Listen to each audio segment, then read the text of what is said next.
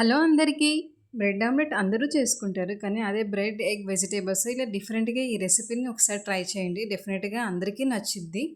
దీనికి కావాల్సింది ఫస్ట్ మనం ఒక 3 ఎగ్స్ తీసుకోవాలండి. 3 ఎగ్స్‌లో ఎగ్ యోక్ అనేది తీసేయాలి, సెపరేట్ చేసేయాలి.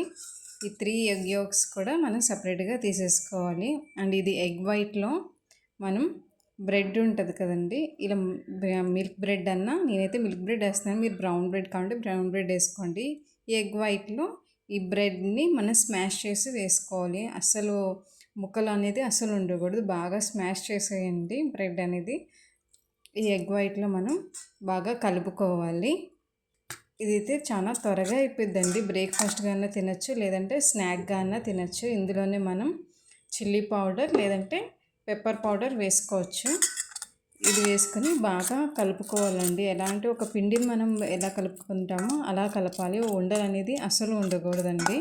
మీకు ఇష్టమైతే కొన్ని వాటర్ కూడా యాడ్ చేసుకోవచ్చు.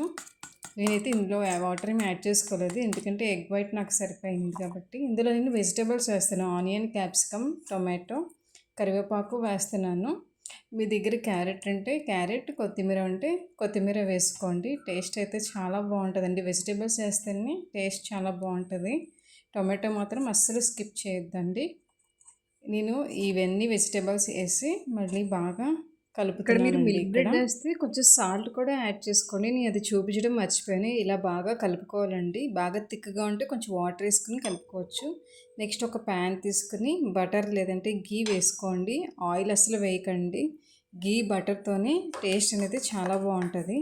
ఇక్కడ నేనైతే బటర్ కొంచెం ప్యాన్ మీద అలా రాస్తున్నాను. మనం బటర్ వేసాక ఇందాక చూపించాను కదండి, అది ప్యాన్ మీద వేసుకోవాలి. ఇలా వేసుకున్నాక ఎగ్ యోక్ ఇందాక మనం సపరేట్గా తీసాం కదా, ఆ ఎల్లో కలర్ది కూడా దీని మీద వేసేసి 2 సైడ్స్ మనం రోస్ట్ చేసుకోవాలండి. కంపల్సరీగా 2 సైడ్స్ రోస్ట్ చేసుకోండి. అప్పుడైతే చాలా త్వరగానే రోస్ట్ అయిపోతాయండి. ఎక్కువ టైం అయితే అసలు తీసుకోదు. ఎవరైనా ఇంటికి ఎప్పుడైనా గెస్ట్ వచ్చినప్పుడు ఇలా అప్పటికప్పుడు మనం ఇలా చేసి పెట్టచ్చు. పిల్లలకి బ్రేక్ఫాస్ట్ కింద అన్నా పెట్టచ్చు, లేదంటే స్నాక్ కింద అన్నా పెట్టచ్చు. చాలా ఇష్టంగా తింటారండి. టేస్ట్ చాలా బాగుంటుంది. వీడియోని ఇస్తే సబ్స్క్రైబ్ చేసుకోండి. Thank you.